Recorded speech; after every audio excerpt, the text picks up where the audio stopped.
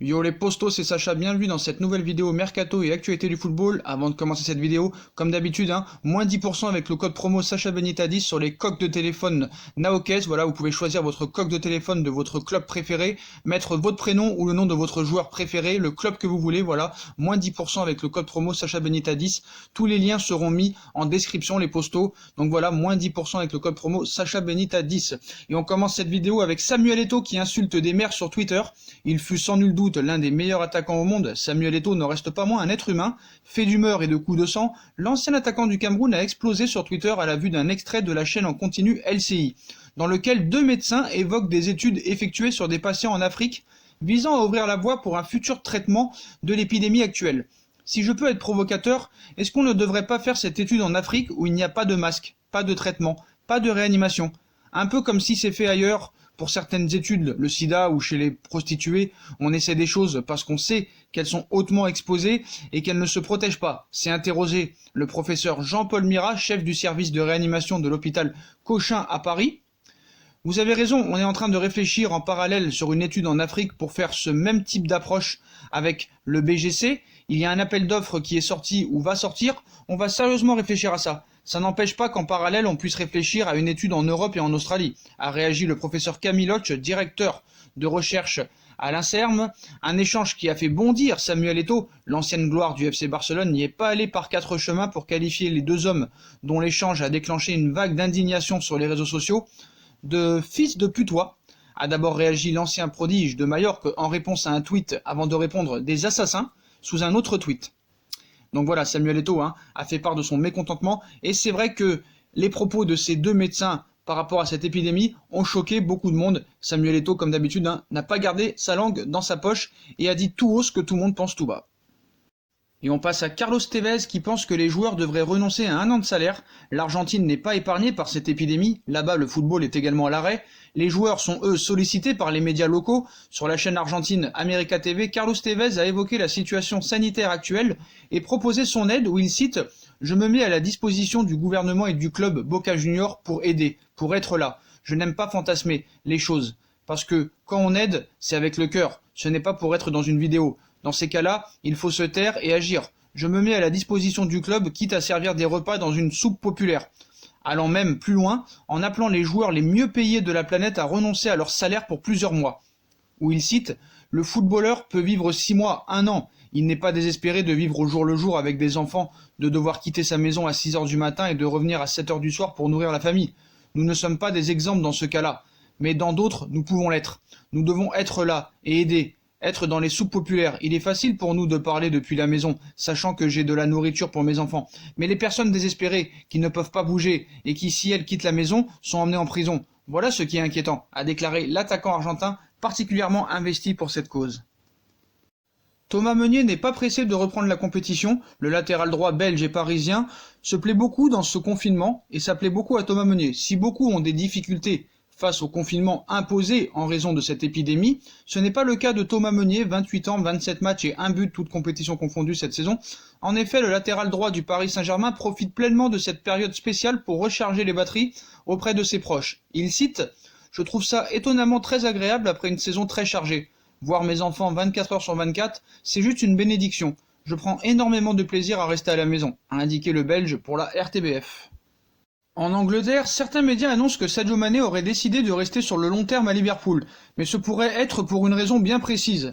On va analyser tout ça. Certains médias anglais ont apporté une information de taille aujourd'hui dans le dossier Sadio Mané. En effet, ils annoncent que l'ailier international sénégalais de Liverpool n'aurait pas l'intention de quitter Liverpool, où il se sent épanoui, et qu'il entend donc inscrire son avenir chez les Reds sur le long terme. Son contrat prend fin en juin 2023. Pour le Real, la porte serait donc fermée? Non. À l'analyse, la situation pourrait être légèrement moins évidente. Pour l'instant, il n'y a pas d'offensive du Real Madrid. À l'heure actuelle, on vous parle. Si le Real prépare des offensifs XXL en attaque, il n'a pas non plus des finances illimitées. Or, avec les recrutements espérés de Harry Kane ou de Erling Haaland l'année prochaine, plus celui en 2021 peut-être de Kylian Mbappé, Madrid va devoir au total sortir autour de 400 à 500 millions d'euros. Il est difficilement imaginable qu'il soit en mesure de recruter en plus Sadio Mané, qui coûtera lui aussi plus de 100 millions d'euros, sans parler de la masse salariale. Surtout que Gareth Bale paraît déterminé à aller au bout de son contrat à Madrid. Dans ces conditions, Sadio Mané, Kylian Mbappé, Harry Kane ou Erling Haaland apparaît plus comme une alternative à d'autres joueurs que comme une priorité offensive. Le Real Madrid ne devrait donc pas de toute façon prendre position sur des grosses sommes cet été, vu la crise actuelle qu'il va y avoir. Mais en tout cas, si le Real Madrid doit acheter un joueur cet été, ce sera bien Sadio Mané sa priorité. Comme vous le savez, Kylian Mbappé ne quittera pas le Paris Saint-Germain, Harry Kane restera à Tottenham, Erling Braut Haaland restera au Borussia Dortmund au minimum jusqu'en juin 2021, parce que sa clause de 75 millions d'euros sera effective à ce moment-là. Donc il est tout à fait possible qu'une offensive arrive cet été pour Sadio Mané avec les ventes éventuelles et surtout que la priorité du Real Madrid reste Sadio Mané vu que Kylian Mbappé ne partira pas cet été et que tous les autres joueurs cités aussi ne partiront pas et que Sadio Mané, on sait, a des problèmes à Liverpool avec certains joueurs et certains dirigeants. Puis on passe à l'information principale du jour. Le Paris Saint-Germain ouvre la porte à Antoine Griezmann. Considéré par le FC Barcelone comme une possible monnaie d'échange dans l'opération Neymar, Antoine Griezmann serait désormais une option envisagée par le Paris Saint-Germain. Perdre Neymar ou Mbappé ou les deux, ou aucun des deux, quel scénario vivra le Paris Saint-Germain lors du prochain mercato estival ? Forcément bouleversé par la crise sanitaire que nous traversons, l'impact économique est indéniable et beaucoup préviennent que les transferts mirobolants sont de l'histoire ancienne. Pas de chance pour le Paris Saint-Germain, qui pensait être assis sur une mine d'or avec son duo. Cependant, il reste encore possible d'en tirer quelque chose. Toujours désiré par le FC Barcelone, Neymar serait aujourd'hui estimé à au moins 200 millions d'euros par le Paris Saint-Germain, et évidemment moins pour le Barça. La solution, le club catalan pense l'avoir dans ses rangs, en la personne d'Antoine Griezmann. Comme je vous l'avais dit hier, l'attaquant français âgé de 29 ans est estimé à 100 millions d'euros par le FC Barcelone, qui compte ainsi faire baisser l'addition pour récupérer Neymar. Selon nos grands amis Sport, les Blaugrana pourraient démarrer avec une offre de 40 millions plus Antoine Griezmann, à mourir de rire. Pour cela, il faudra d'abord être sûr que le Paris Saint-Germain veut de l'international français, ce qui n'est pas le cas. Un duo Griezmann-Mbappé plairait à Leonardo. Donc justement, selon le journal Sport, qui assure dans son édition de vendredi que Leonardo a pour la première fois expliqué à Nasser Al-Khelaifi, président du Paris Saint-Germain, qu'Antoine Griezmann pourrait être une belle addition dans l'effectif parisien pour suppléer Neymar. Déjà, cela amènerait un international français de plus dans l'effectif. Ensuite, cela plairait à Kylian Mbappé, avec lequel la complicité technique paraît évidente. Le PSG serait donc prêt à accueillir Antoine Griezmann dans son effectif. Restent évidemment plusieurs inconnus. On a déjà vu l'été dernier que le club catalan était prêt à proposer des joueurs sans que ceux-ci aient été consultés au préalable. On pense bien sûr à Ousmane Dembélé, qui a refusé d'être intégré dans le transfert de Neymar.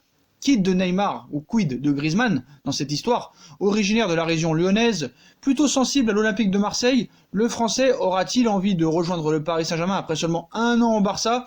La guerre des nerfs a débuté, surtout sur Sport et pour Sport et Mundo Deportivo, qui devront vraiment travailler leur imagination pour encore vendre du papier pendant les prochains mois.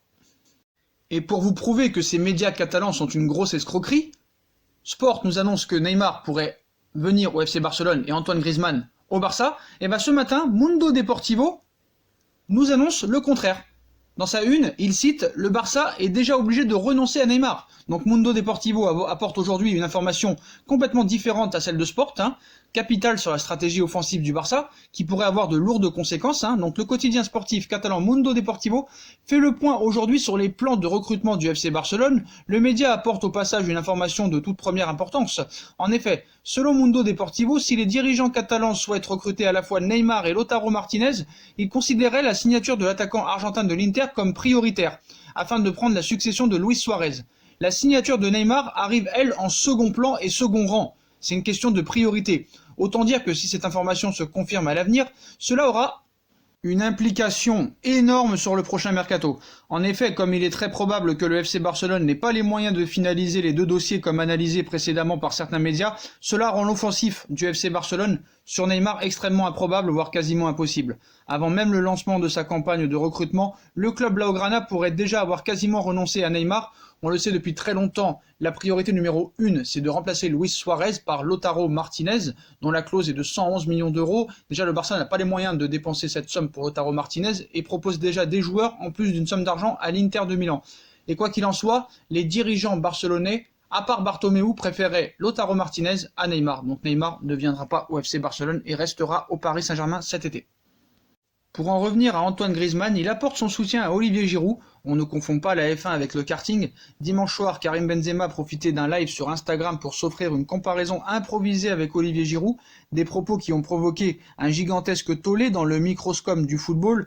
Invité à réagir sur la polémique pendant un direct sur Twitch, Antoine Griezmann n'a pas voulu jeter de l'huile sur le feu, mais le joueur du FC Barcelone en a profité pour exprimer toute son affection au numéro 9 de l'équipe de France, où il cite « J'aime Olivier Giroud et c'est un bon joueur. Il nous a aidés à remporter la Coupe du Monde, c'est important dans la vie », a ainsi commenté Griezmann, une façon de rappeler toute l'importance d'Olivier Giroud au sein du 11 dirigé par Didier Deschamps.